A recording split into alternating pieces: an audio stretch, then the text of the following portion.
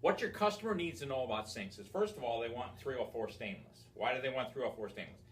304 stainless will match their appliances today and in the long term. By definition, 304 stainless is 18% chromium. That's what makes it shiny. That's, you probably have a hammer at home. The definition of stainless steel is 11% chromium. The hammer won't rust, but it's not shiny because it doesn't have enough chromium. Okay? And by the way, stainless steel is a misnomer. Stainless steel will stain, it won't rust. Okay? So once you add 11% chromium to steel, it becomes stainless steel and it will not rust. But if you need 18% to get it shiny, so it'll match your appliances. It also has 8% nickel, so it lasts longer. You guys probably pull out drop-in sinks that track builders put in laminate tops, and they're kind of yellowish brown. They look old. They look aged. That's because they're usually 201 stainless. They have less nickel, and so they age faster. One of the problems is, we had that tariff a couple years ago on Chinese sinks, and people were just, said, well, I can't afford this 60% increase, make it cheaper, and so they did. They used all kinds of different steel. There's one very popular company, big company, they advertise right on their webpage, they use 301 stainless. 301 stainless has 16% chromium, so it's duller. It's also going to age faster. So your customer, if you tell them what you need at 304, you need 304 stainless, so it matches your appliances and the finish lasts longer, so it lasts as long as the granite. That's what they need to know. Processes. Can you all see that? I need to borrow your pen. When we start with a square piece of steel, okay?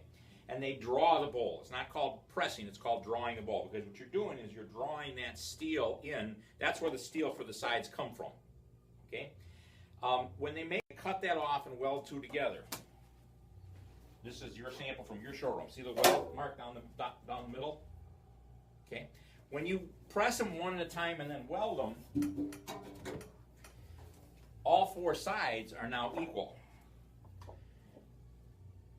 When the free sinks became the vogue and everybody was trying to make a cheaper and cheaper sink, they started pressing two at the same time. Now, almost everybody else presses them two at a time.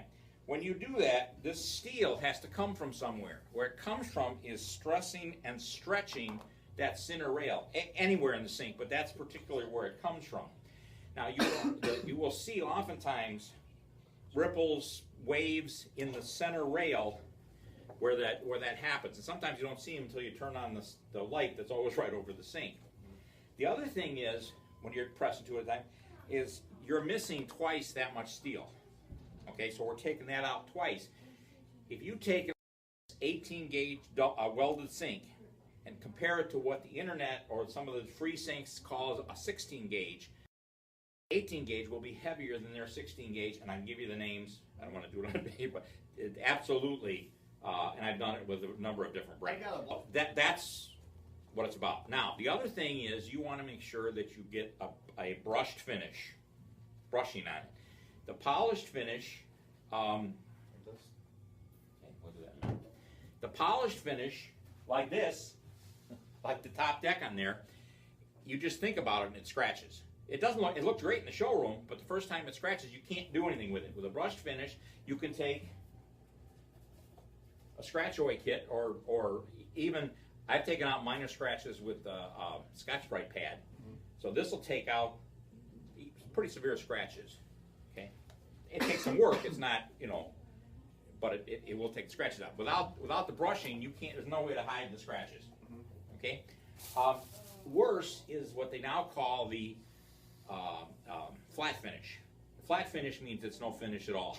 They stamp it and send it out. It's kind of a ripple, dipple kind of finish. Now, you scratch that, there's absolutely nothing you can do for it. Now, the other thing is that usually the ones that are selling the flat finish are doing all the other things wrong as well.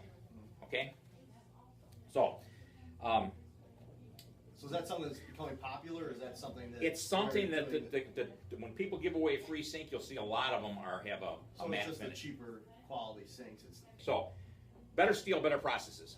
The third thing is certified quality.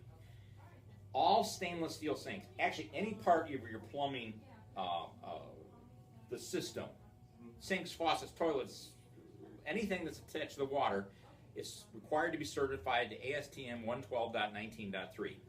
When you go to the big box stores and they got the pipes lining up along the wall, and you see the red or blue writing on the side, if you read that, it gives you the ASTM number that it matches. Okay?